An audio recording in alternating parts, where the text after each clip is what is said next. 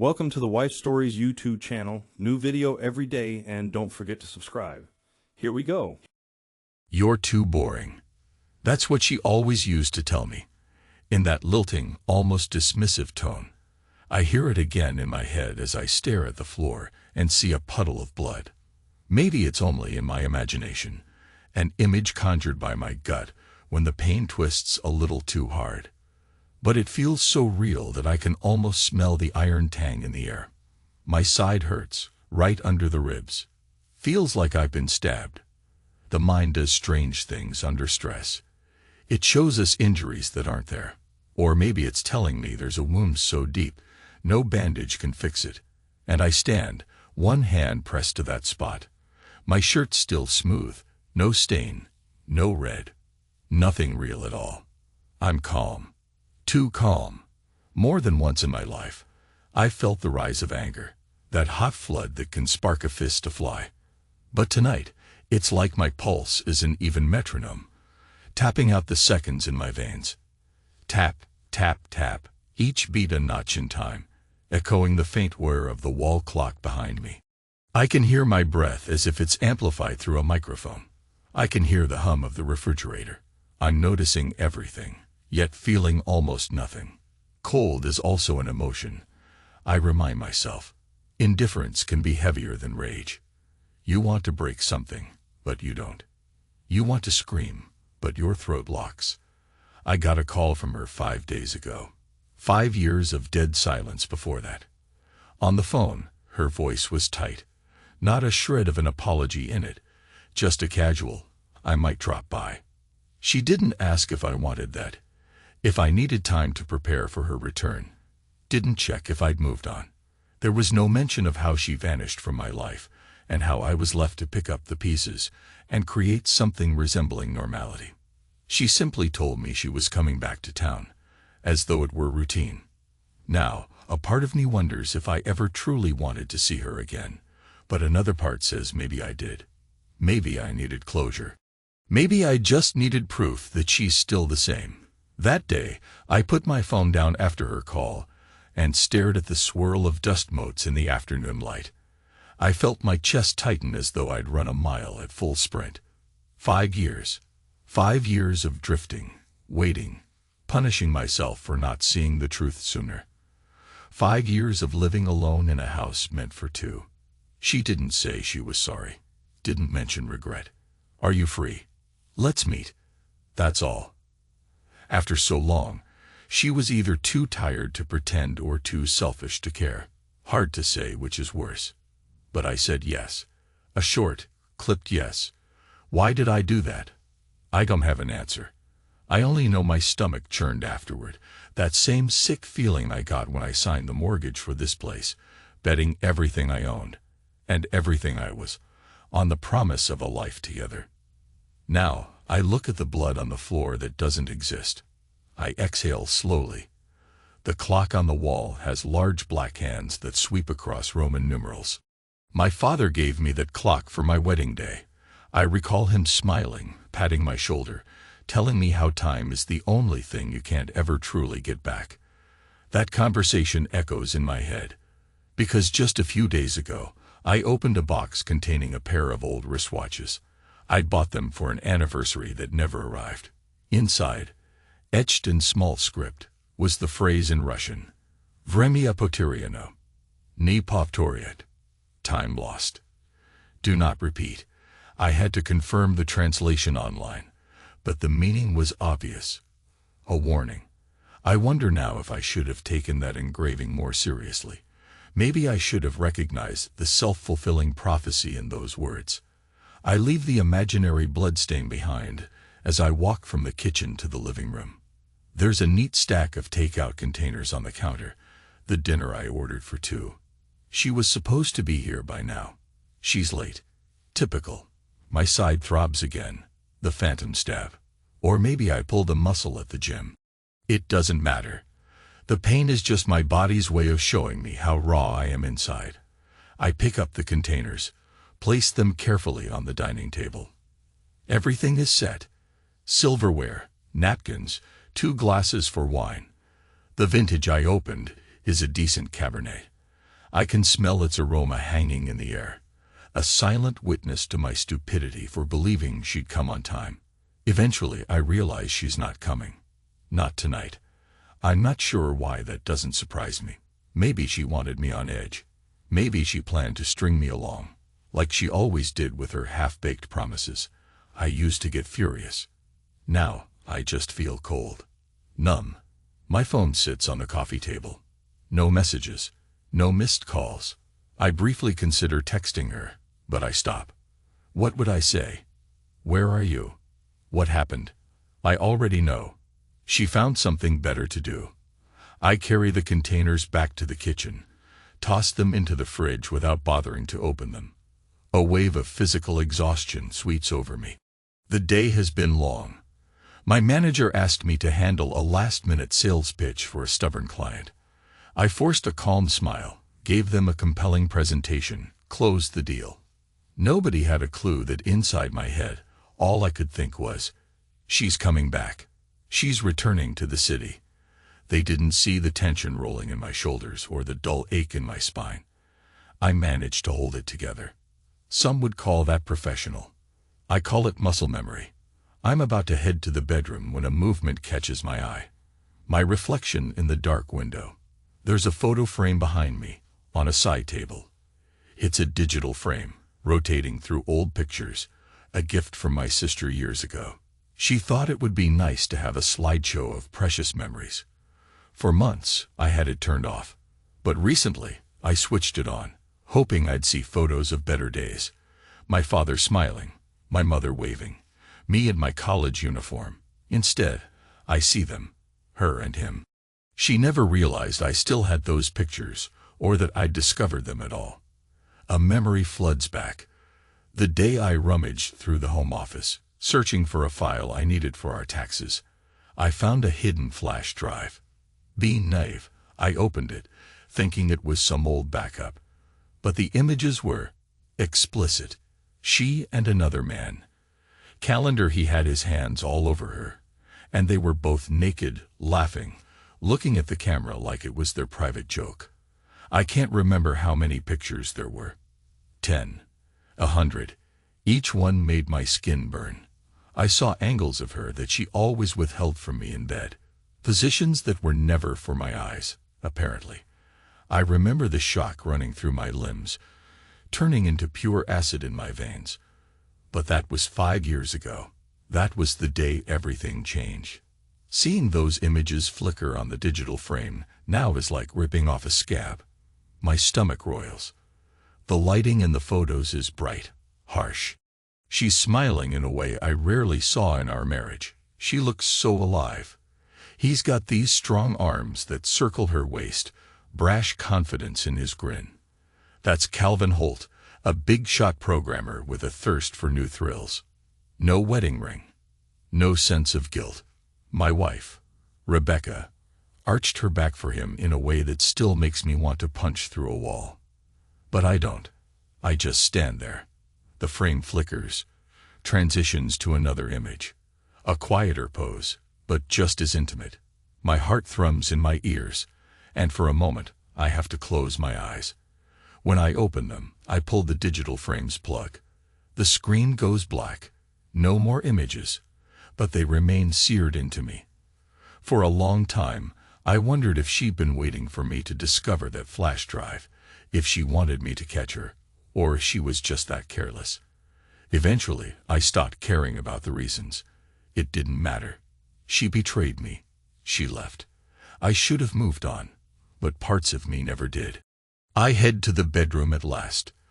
The door is half open. The bed is made neatly, sheets crisp, pillows plumped. I paused earlier to ensure everything looked perfect for her arrival. Now it feels like the stage set for a play that got canceled at the last minute. I flick the light on, eyes scanning the walls. There on the dresser is the box with those engraved watches. I took them out a few hours ago, wanting to remind myself of their existence. The original plan was to give one watch to her, keep one for myself. A romantic notion about counting time together. Now it's an ugly joke. I walk over, open the box. The timepieces catch the light. elegant but tainted with meaning I can't unsee. I leave them out in the open, letting them breathe the stale air of disappointment. I slip off my shoes, place them by the door, then lie down on top of the covers. The overhead light is still on, glaring. My body feels weighted, as though an invisible hand presses me into the mattress. Tai slish come skutchni. That voice whispers again. I close my eyes. My chest hurts. It's the same spot where the imaginary knife twisted. I focus on my breathing and wonder if she's with him right now. If he's running those confident hands through her hair, telling her how exciting she is. A wave of jealousy surges, but it's cold. Like ice water in my veins, not fire. I feel it freeze every last warm cell inside me. Time passes. It could be an hour, could be 5 minutes. My phone buzzes, my eyes snap open. There's no rush or panic.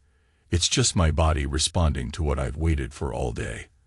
I stand up, move to the living room, pick up the phone. A single text from an unknown number. I'm here. Let me in. My heart doesn't leap or skip. It's just an even beat. Cold efficiency. I open the door. She stands there. I haven't seen her in half a decade, but there she is. Same delicate features. Hair a little darker at the roots, shorter than I remember. Dressed in a casual blouse and jeans that cling to her hips. She's not wearing a wedding ring. Didn't even bother to slip it on for old time's sake. Her eyes flick up to meet mine. I see a tension in her mouth, like she's not sure how I'll greet her. You look good, she says, her voice quiet. Then she walks past me into the house, a ghost returning to the scene of a crime. I close the door. You're late, I tell her. She shrugs. Things came up. Sorry. Short phrases, minimal reaction. I feel that old resentment stirring.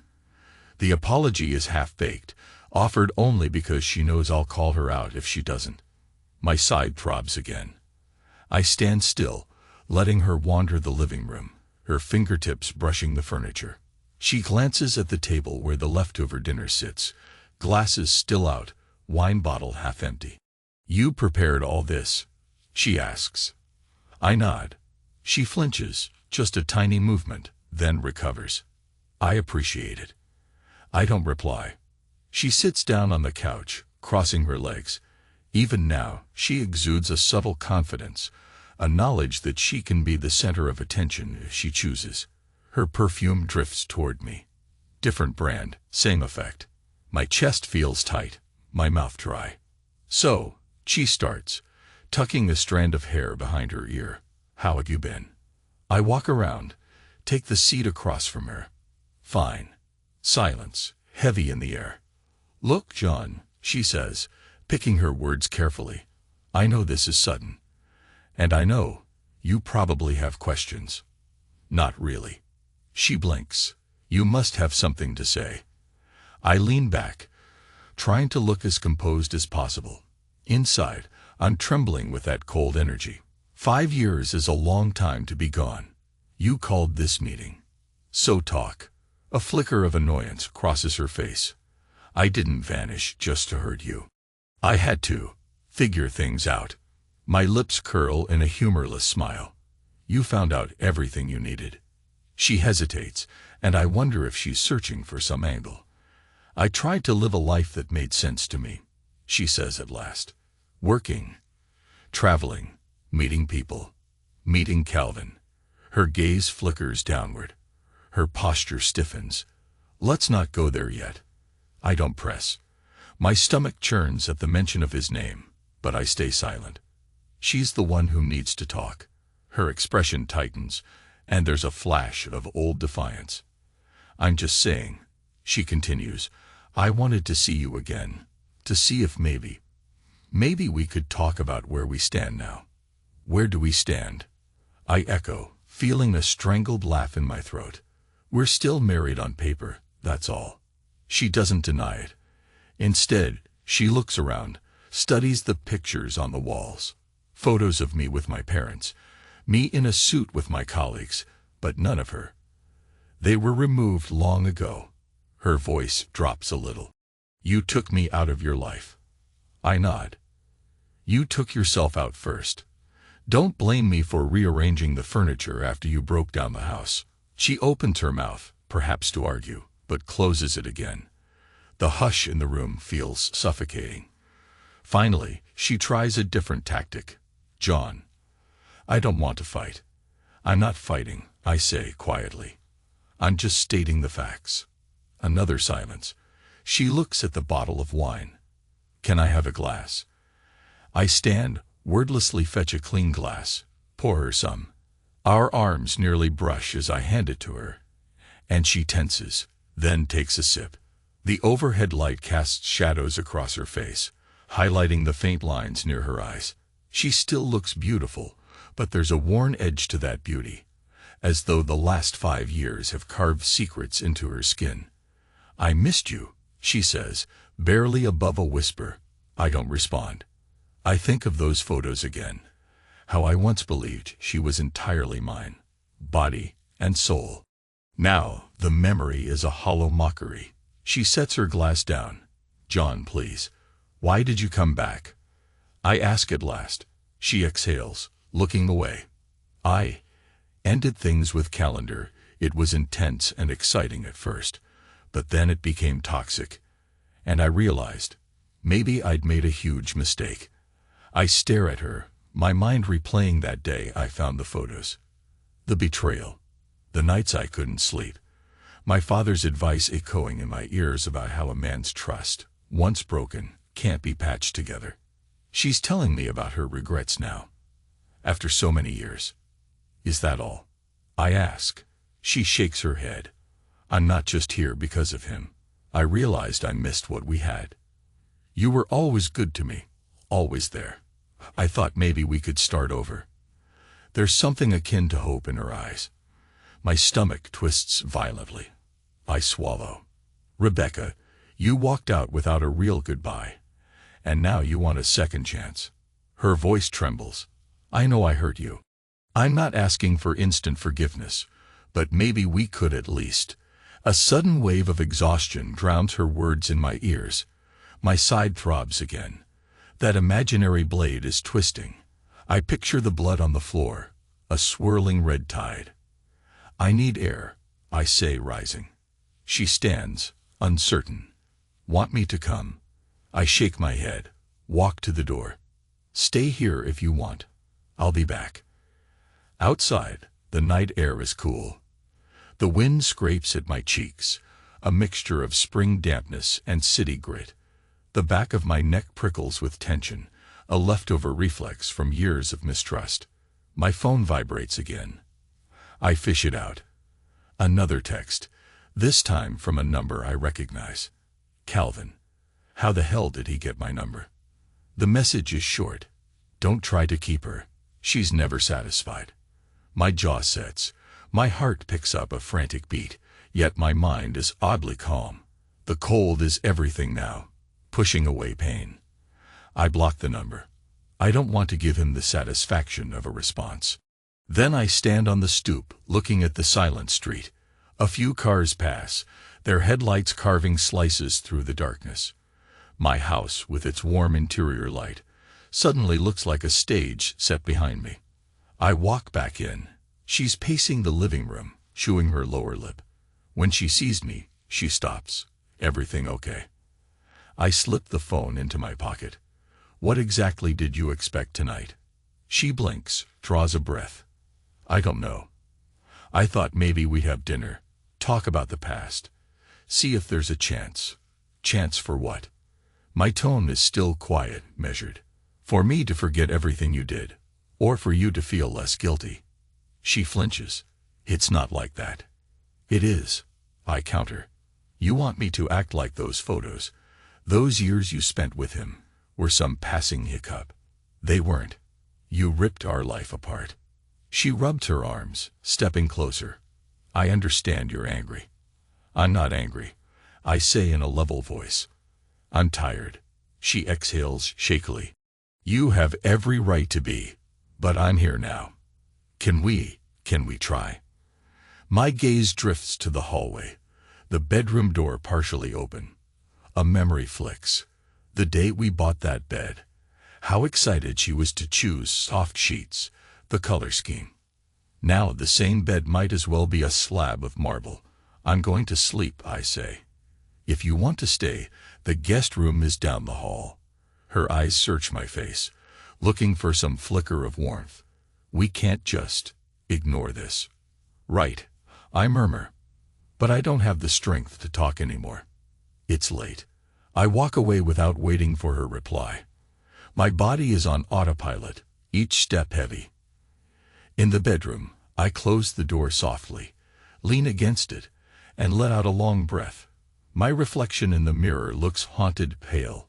With a slow exhale, I peel off my shirt, see that there's no wound after all.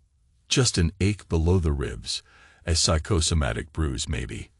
I click off the light, crawl under the covers, and stare at the ceiling until dawn. Somewhere in the house, she's there, living and breathing. But I feel no closeness, only distance measured in unspoken betrayals. Morning comes. I find her in the kitchen, rummaging for coffee.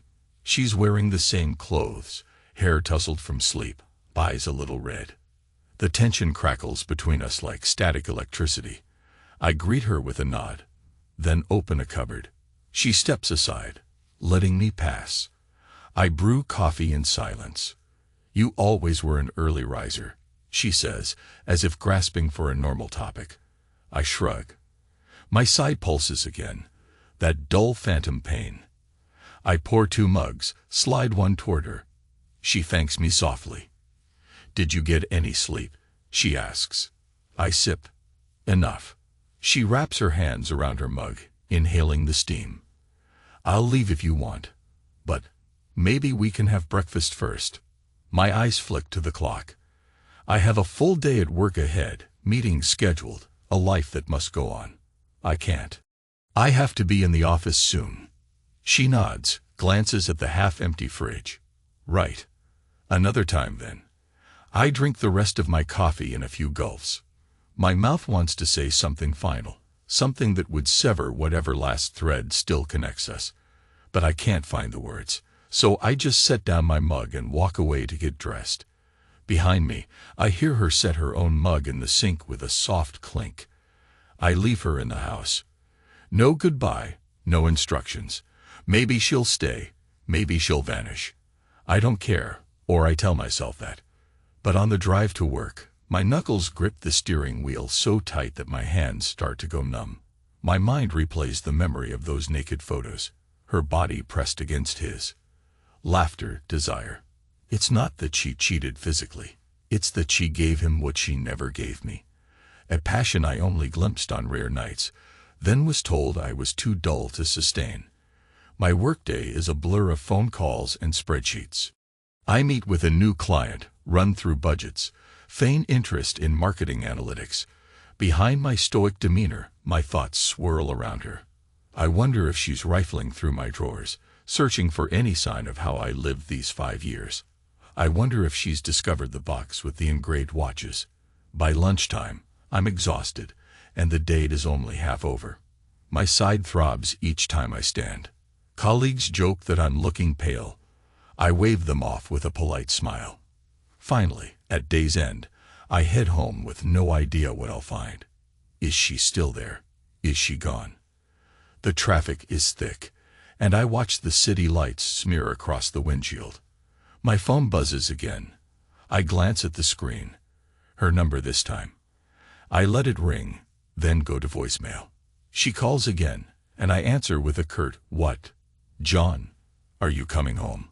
Her voice sounds uncertain. "Yes." "Okay. Listen, can we talk?"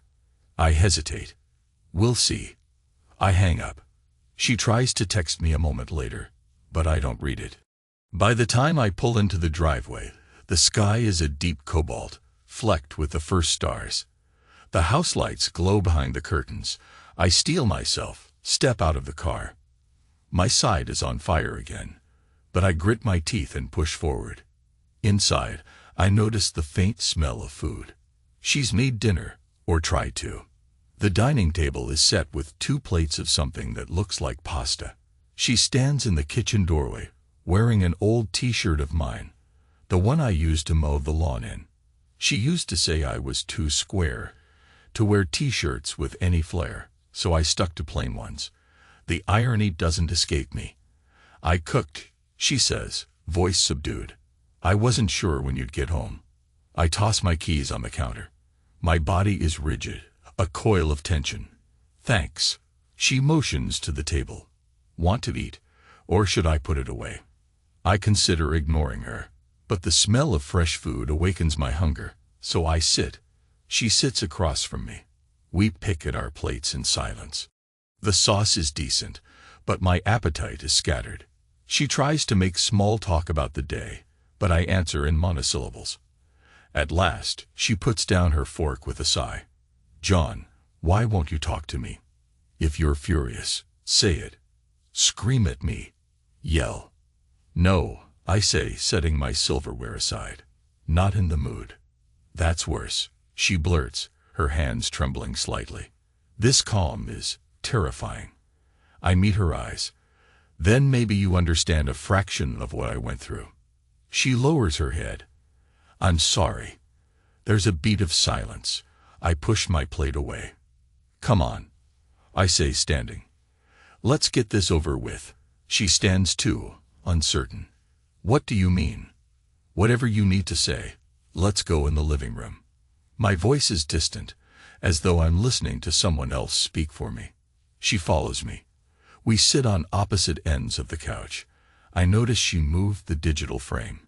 It's out of sight, possibly hidden. My mind flickers with the images again, but I clamp down on them. Talk, I say.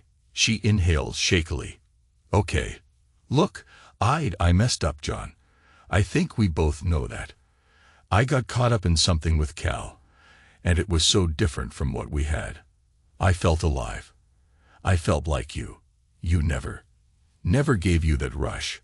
I supply quietly. Her shoulders slump. Yes. And I realize how selfish that was. I was bored, so I blew up our life. Then it wasn't enough to just cheat. I had to walk away, chasing that feeling. And I ended up empty. Why are you telling me this now? She shifts, tears glistening in her eyes. Because maybe I thought I could outrun the guilt. But I can't. Cal got tired of me. Or maybe I got tired of him. It ended badly. And I found myself wishing I could just rewind time to when you and I, before everything fell apart. I stare at her, my mind numb. Her confession washes over me like lukewarm water. Once, it would have cut me to the core, hearing that she traded me for cheap excitement. Now, I feel only a dull ache. You want me to forgive you. She nods slowly, tears sliding down her cheeks. Yes. Yes. I close my eyes, feel that imaginary blade twist in my side. The puddle of blood glistens in my mind. I can't give you that. She chokes on a sob. I understand. But can we at least try to rebuild something? Silence stretches. I open my eyes. She's hugging her knees to her chest, eyes shining with desperation. I recall the day we married, how she was the confident one, telling me I was her rock. Now she sits there, undone, looking far less sure of herself. My voice is flat. We can't rebuild. Not from ashes. She bows her head, tears drop onto her thighs. I watch without moving. My chest is constricted, but the emotion doesn't explode. It hovers behind my ribs, a caged animal that can't find a way out. You really don't feel anything for me anymore. She manages. I think of the nights I waited for her call, the endless regrets. Do I still love her, or do I just hate the emptiness she left? A flicker of memory, the warmth of her body in bed, the scent of her shampoo. Then an overlay. The image of her arching for him, his hands on her hips, her face alight with pleasure. The two realities clash in my mind, and the result is a cold, final acceptance. What I feel, I murmur, is numb. She draws a shaky breath. I stand up, run a hand through my hair. The living room seems too small, the walls closing in. You can stay tonight if you need somewhere to sleep. But after that, leave. She wipes her tears. What if I want to keep trying? I'm done talking, I reply, voice quiet. You can keep your illusions if you want, but I'm finished. I walk away, heading to the bedroom. My chest burns, my side throbs, but I remain outwardly steady. The darkness of my room encloses me again. I hear her footsteps approach, a tap at the door. "John," she whispers. I don't answer. I hear the faint sound of her backing away, the hush of her bare feet on the floor. Then silence. I'm up before dawn the next day. My mind soared in fitful dreams, visions of blood, images of her with him, the intangible weight of 5 lost years. My back aches as I stand under the shower, the water scalding, but not as hot as the shame and betrayal embedded in my memories. When I step out, I hear a sound from the bedroom. The door is slightly ajar, and she's there, perched on the bed, wearing that battered t-shirt again, hair messy. She must have waited until I was in the shower to slip in. I ignore her as I move to my dresser. She stands, moves closer. Her hand brushes my arm. An electric jolt passes through me. So many nights I imagined her touch again. Now it feels like static from an old radio. "Don't," I say softly, stepping away. She exhales shakily.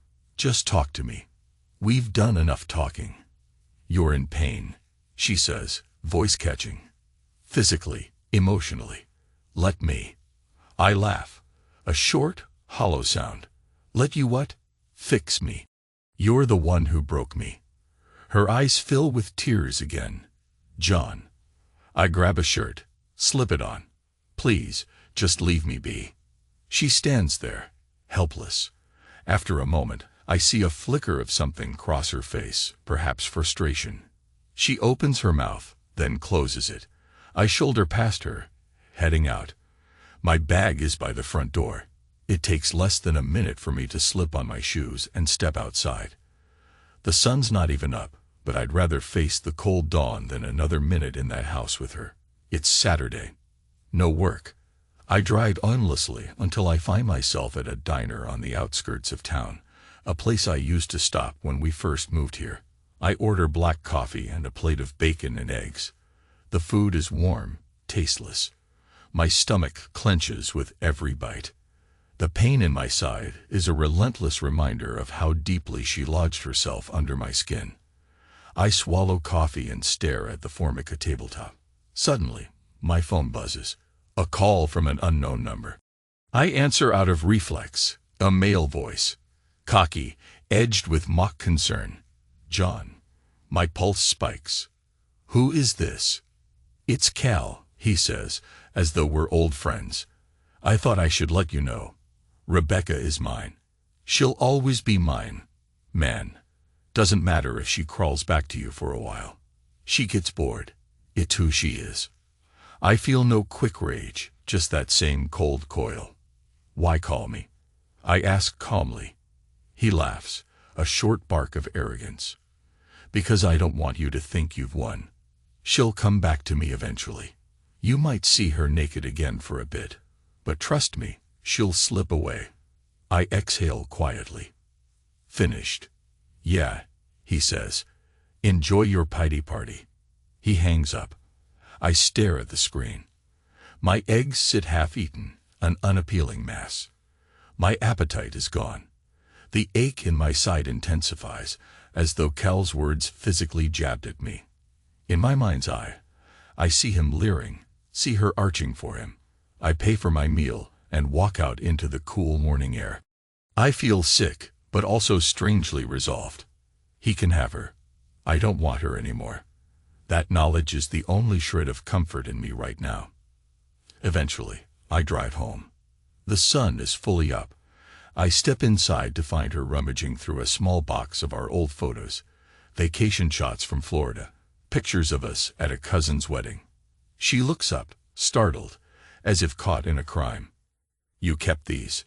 she asks, tears threatening again. I drop my keys on the table. Couldn't bring myself to burn them. She sets them aside. "John, we need to talk." I walk into the kitchen, open the fridge, See the leftover pasta from last night. My stomach churns.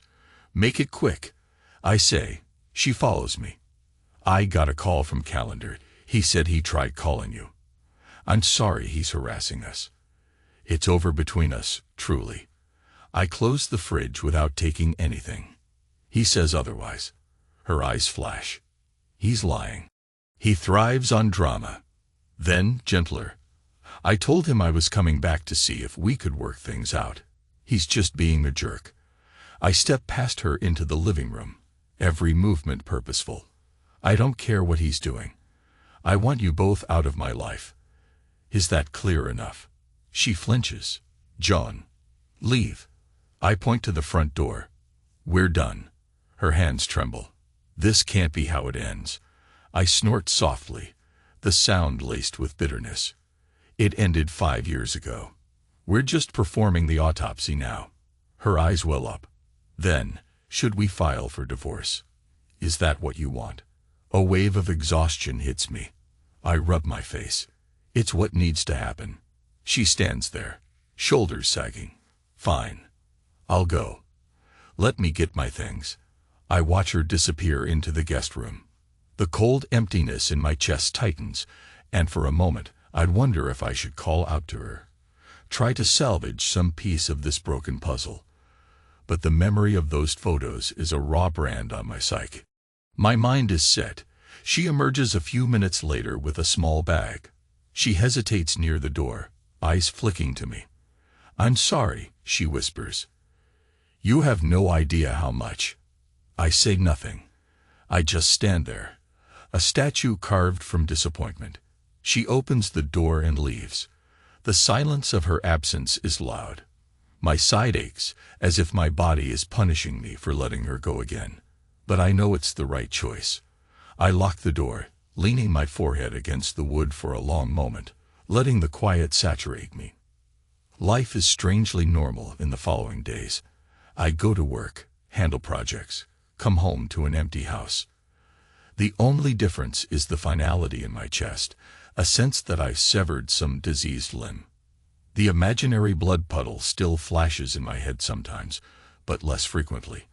I tuck away the old photos, store the watches somewhere out of sight.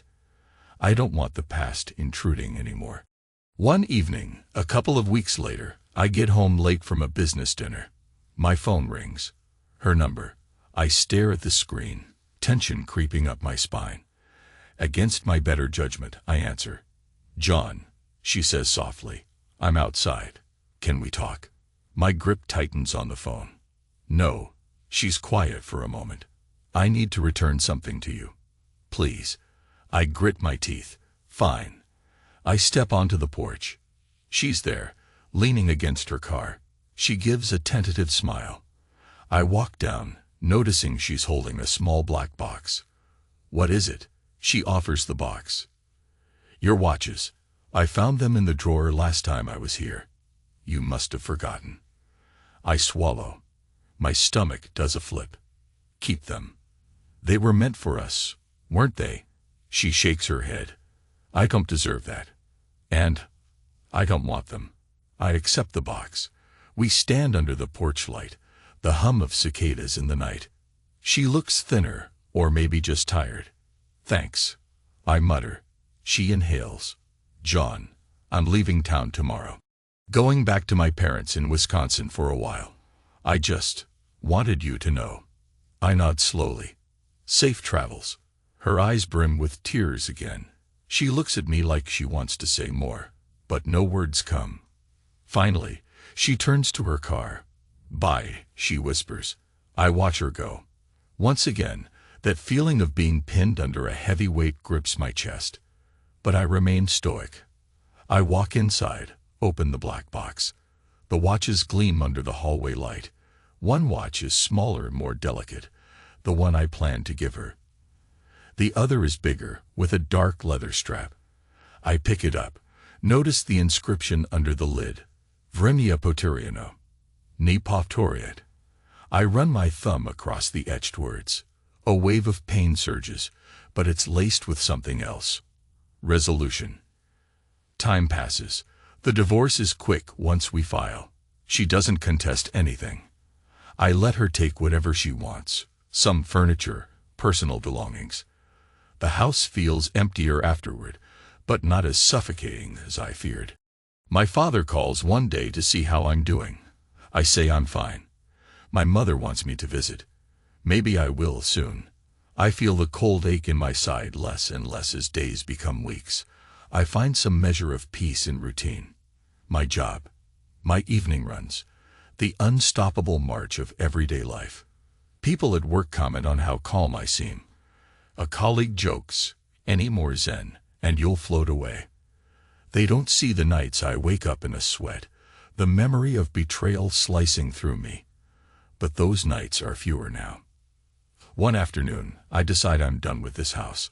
Too many ghosts. I make arrangements to sell. The real estate agent says the market is good. I'll get a decent price. I start packing the last of my things into boxes. In the back of a closet, I find the digital frame again.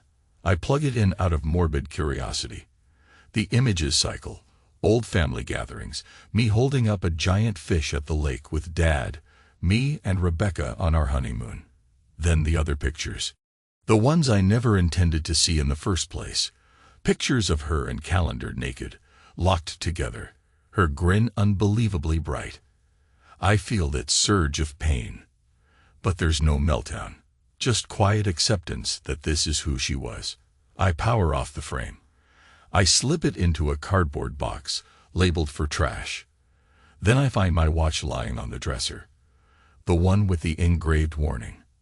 I strap it onto my wrist. Fits perfectly. A reminder. Never repeat the same mistake.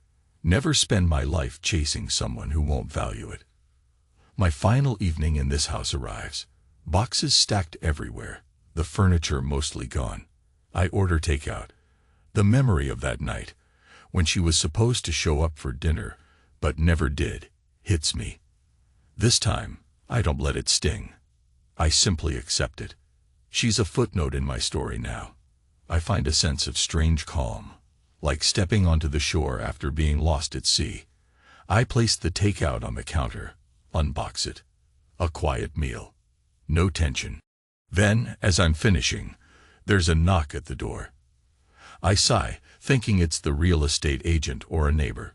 But when I open it, I see the last face I ever wanted to see. Calendar. He stands with that same cocky stance, hands in his pockets. "Moving out?" he asks, stepping forward as if invited. I don't move aside. "What do you want?" He glances at the boxes. "Figured you'd be going. House was always too big for a dull guy like you." His words spark no fire in me. I remain cold as stone. "If you're here to gloat, you're late." He leans in slightly, his grin predatory. "Rebecca told me she's divorcing you." Guess I was right. She couldn't settle. So who's the winner in this scenario? I look him straight in the eye. There's no winner. He laughs, that short bark. "Oh, I've won. She'll come back to me eventually."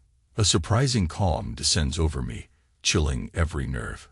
"Then you deserve each other." He tries to push inside, but I block him. The tension in my shoulders is coiled, but I won't let it out physically unless he makes me. I see a flicker of annoyance cross his face. "You want to hit me?" He taunts, stepping forward. "Go on. Hit me." "No," I say simply. He sneers, but behind it, I sense confusion. My refusal to engage robs him of his power. "Still boring," he spits. "Guess that's why she left you." I close the door in his face. He bangs on it once, then I hear him curse and walk away. I lock up. My side doesn't hurt this time. The blood in my imagination doesn't pool at my feet. I stare into the emptiness of the half-packed house, heart steady, breath measured. Later that night, as I drift in the echoing rooms, I open the bedroom closet one last time. The place is barren except for an old pair of my running shoes. I think about how I used to share this space with her clothes, her endless array of shoes. The emptiness feels cleansing. I look at myself in the mirror. My watch glints, reminding me. Vremia poteriano. Ni povtoriet. If I were a different man, maybe I'd have tried to get her back. But I'm not. I'm the man she called too boring. The man who gave everything to someone who couldn't see its value. Now, as I run my thumb over the watch face, I realize I'm also the man who survived her betrayal, quietly, coldly, but intact. I sign the final sale papers for the house. The agent congratulates me. The buyer is thrilled. I offer a polite nod. Later, I pack the last bag into my car. The engine rumbles. There's a pang of nostalgia as I look at the house where I invested so many hopes. But it's overshadowed by relief. I drive off, not glancing back. I find an apartment closer to downtown. Smaller, but with high ceilings and a view of the city lights. No memories lurking in the corners. I settle in quickly, buy new furniture. Every so often, I catch myself checking the watch, counting seconds like a man determined never to lose track of time again. My father's words echo. Time is the only thing you can't get back. I won't waste another drop on illusions. My phone pings one day. A text from her. Hope you're well. Signing the final docs tomorrow. Take care. I read it twice, feeling nothing but a faint sense of finality. I delete it. The ring of the phone eventually hushes to a comfortable silence. Months pass. My life moves forward. I focus on my career, handle bigger accounts, impress my boss. Occasionally, I think of her, not with the old pain, but with a distant acceptance. She's gone, along with that image of me as a man tethered to an unfaithful wife. At times, I take the watch off, set it on the dresser, stare at the inscription. It's become part of me now. I see my parents in Cleveland. My father notices the watch, asks where I got it. I just tell him it's a reminder. He nods, doesn't pry. My mother embraces me, gently avoids any mention of my marriage. My sister invites me down to Florida. Maybe I'll go for a vacation. See the ocean. The possibilities feel wider now, as though I've been freed from a cage I didn't even know I was in. One evening, after a particularly grueling day, I returned to my new apartment. The quiet hum of traffic far below, the city lights blinking like distant stars. I stand by the window, exhaling. My phone is full of work emails, but no personal texts that make my heart race. I watch the reflection of my watch in the glass. The second hand glides smoothly around the dial. I whisper to myself, Vremia poteriano, ni povtoriat. Time lost, don't repeat. The words settle like a mantra in my mind. Rebecca has become a footnote, her betrayal a wound that finally clotted over. Sometimes, coldness is the shield we need to move on. She might think I'm boring, or that I lack the spark she craved. But I am who I am. And I'm still here, breathing, healing. I place my palm against my side, testing if the pain remains. There's nothing but the thump of my heart, steady and sure. The puddle of blood in my mind has dried. I realize I'm smiling, just a small, grim curve of the lips, but a smile nonetheless. I survived this. I might be quiet, I might be calm, but it doesn't mean I'm weak. I walk to the kitchen, pour a glass of water. The city night glimmers outside my window, a constant reminder that life goes on whether you're ready or not. I drink, the water cool against my tongue. Then I think about all I've lost and all I've learned. I set the glass down carefully, my mind recalling that final image of her standing on my doorstep, handing me back the watch. Too boring, she always said. Perhaps I was simply too consistent, too dependable for her restless heart. But for me, I realize that's exactly my strength. I don't break easily. I remain, even when the storms pass through. I push onward. In the darkness of the apartment, my watch ticks. Each second, a quiet promise that I'm done living for someone who never valued me. Yes, the lost years hurt. But from now on, I own my time. I close my eyes, letting that cold, steady calm wash over me. I'm free. Free to be as boring as I want. Free to chase my own path. free to never repeat the same mistake of trusting the wrong person so completely. I head to my bedroom, the city glow painting faint stripes on the walls. My heart is light, almost serene. And as I set the watch on the nightstand before sliding into bed, I read the inscription one final time. A vow, etched into metal, to never surrender my future again. Time lost. Do not repeat.